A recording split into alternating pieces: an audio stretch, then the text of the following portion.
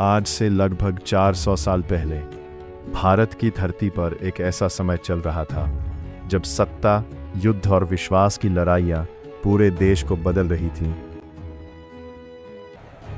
17वीं शताब्दी की शुरुआत में उत्तर भारत का अधिकांश भाग मुगल साम्राज्य के अधीन था। सम्राट जहांगीर के बाद शाहजहां का शासन स्थापित हो रहा था। मुगल साम्राज्य अपनी शक्ति और वैभव के शिखर की ओर बढ़ रहा था, लेकिन दक्षिण भारत, जिसे दक्कन कहा जाता था, वहाँ की स्थिति बिल्कुल अलग थी। दक्कन में कई शक्तिशाली सल्तनतें थीं। अहमदनगर की निज़ाम शाही, बीजापुर की आदिल शाही और गोलकोंडा की कुतुब शाही।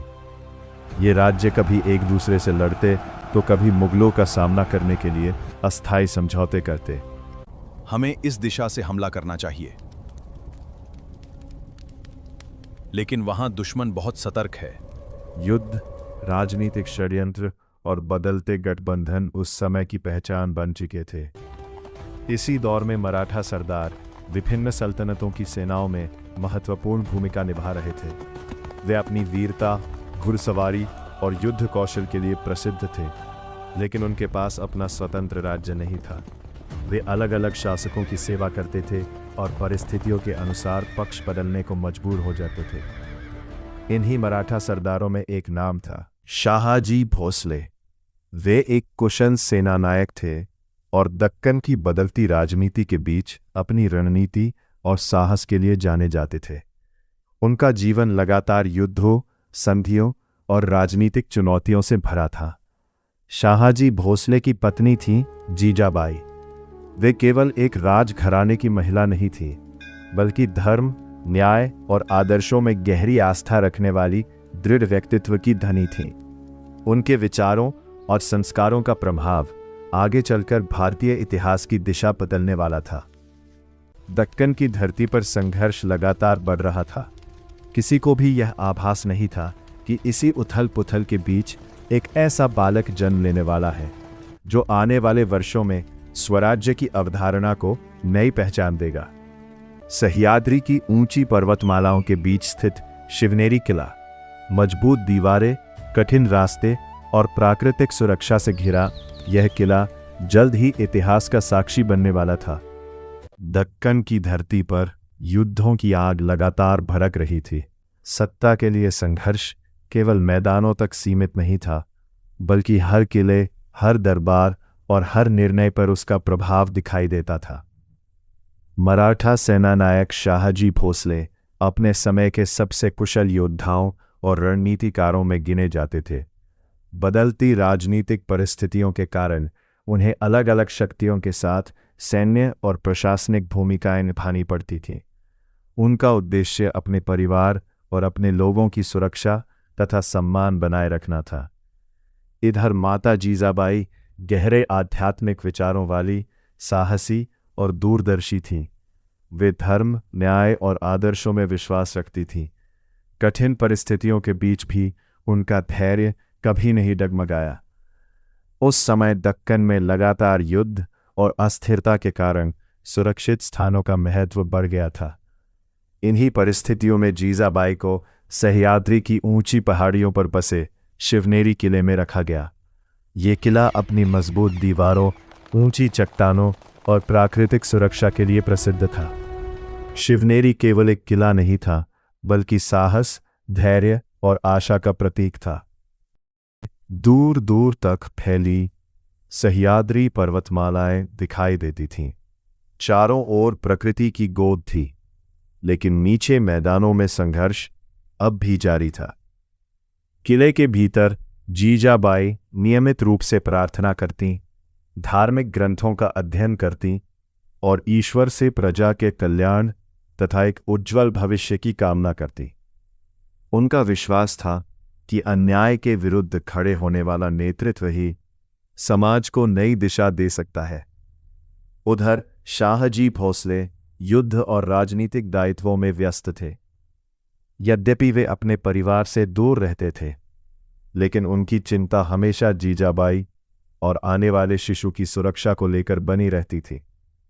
शिवनेरी किले के भीतर सब कुछ शांत दिखाई देता था, लेकिन समय एक ऐसे क्षण की ओर बढ़ रहा था जो आने वाले वर्षों में भारतीय इतिहास पर गहरा प्रभाव डालने वाला था। सह्याद्री की ठंडी हवाएं, किले की अडिग दीवारें और जीजाबाई की अटूट आस्था, मानो सब एक नए इतिहास के जन्म की प्रतीक्षा कर रहे थे। सह्याद्री की ऊंची पर्वतमालाओं के बीच स्थित शिवनेरी किला उस रात असाधारण रूप से शांत था। बाहर से देखने पर सब कुछ सामान्य दिखाई देता था, लेकिन समय एक ऐसे क्षण की ओर बढ़ रहा था जो आने वाले वर्षों में भारतीय इतिहास को गहराई से प्रभावित करने वाला था। किले की मजबूत दीवारों के भीतर माता जीजाबाई गहन श्रद्धा और धैर्य के साथ अपने आने वाले शिशु के लिए ईश्वर से प्रार्थना कर रही थीं। उनका विश्वास था कि हर कठिन समय के बाद एक नई सुबह अवश्य आती है। उस समय दक्कन की राजनीतिक स्थिति अभी भी अस्थिर थी। अलग अलग शक्तियों के बीच संघर्ष जारी था और शाहजी भोसले अपने सैन्य दायित्वों में व्यस्त थे। परिवार से दूर होने के बावजूद उनका मन बार बार शिवनेरी की ओर जाता था, जहां जीजाबाई सुरक्षित थीं। रात गहराती गई। किले के प्रहरी अपनी चौकियों पर पूरी सतर्कता से पहरा दे रहे थे। मशालों की रोशनी पत्थर की दीवारों पर पड़ रही थी और ठंडी हवा सह्याद्री की घाटियों से होकर बह रही थी। किले के भीतर मंदिरों में दीपक जल रहे थे। वातावरण शांत, पवित्र और आशा से भरा हुआ था। जीजाबाई नियमित रूप से देवी की आराधना करतीं और प्रार्थना करतीं कि आने वाली पीढ़ी धर्म, न्याय और प्रजा के कल्याण का मार्ग अपनाए। शिवनेरी के आसपास की प्रकृति भी मानो किसी विशेष क्षण की प्रतीक्षा कर रही थी। चांदनी में नहाए पर्वत, शांत घाटियां और दूर दूर तक फैली निस्तब्धता उस रात को और भी रहस्यमय बना रही थी। उधर युद्ध शिविर में शाहजी भोसले अपने सैनिकों के साथ अगले अभियान की तैयारी कर रहे थे। उन्हें अभी तक यह समाचार नहीं मिला था कि शिवनेरी में समय एक ऐतिहासिक मोड़ लेने वाला है। रात का अंतिम प्रहर शुरू हुआ। किले के भीतर दाइयां और राजपरिवार की सेविकाएं आवश्यक तैयारियों में जुट गईं।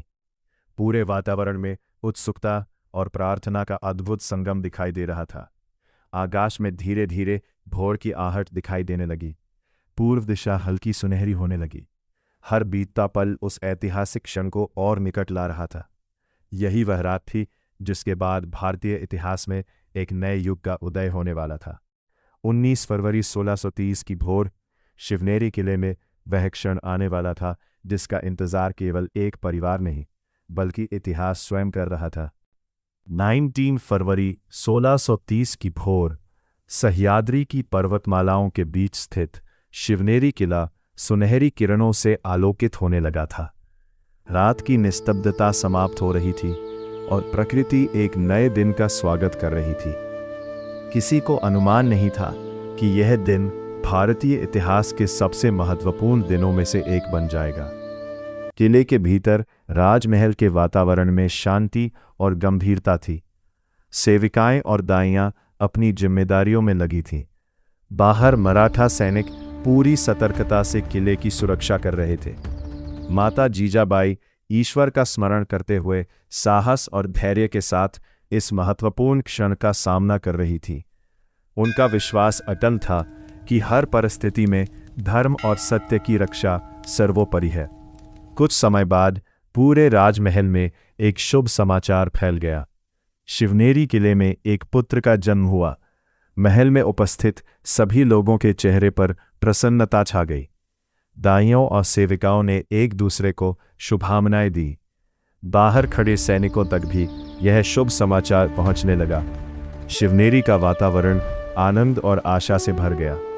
मंदिरों में घंटियां बजने लगीं, दीप जलाए गए और ईश्वर के प्रति कृतज्ञता व्यक्त की गई। उस समय शाहजी भोसले युद्ध संबंधी दायित्वों के कारण शिवनेरी में उपस्थित नहीं थे। जब यह शुभ समाचार उनके पास पहुंचा तो उन्होंने ईश्वर का आभार व्यक्त किया और अपने पुत्र के उज्जवल भविष्य की कामना की। लोक परंपरा के अनुसार माता जीजाबाई की आराध्य शिवाई देवी के सम्मान में बालक का नाम शिवाजी रखा गया। यह परंपरा महाराष्ट्र में व्यापक रूप से प्रचलित है और अनेक ऐतिहासिक विवरणों में इसका उल्लेख मिलता है। किसी ने कल्पना भी नहीं की थी कि यही बालक आगे चलकर अन्याय का सामना करेगा, स्वराज्य का विचार साकार करेगा और भारतीय इतिहास के महानतम शासकों में गिना जाएगा। लेकिन उस दिन वो केवल एक नवजात शिशु था, जिसकी आंखों में भविष्य का इतिहास लिखा जाना अभी बाकी था। यह तो केवल शुरुआत थी। अगले एपिसोड में देखिए बालक शिवाजी का बचपन, माता जीजाबाई के संस्कार और वह शिक्षा जिसने स्वराज्य के महानायक को जन्म दिया। उसे अब सिर्फ पढ़ो मत, उसे अपनी आंखों के सामने घटते हुए देखो।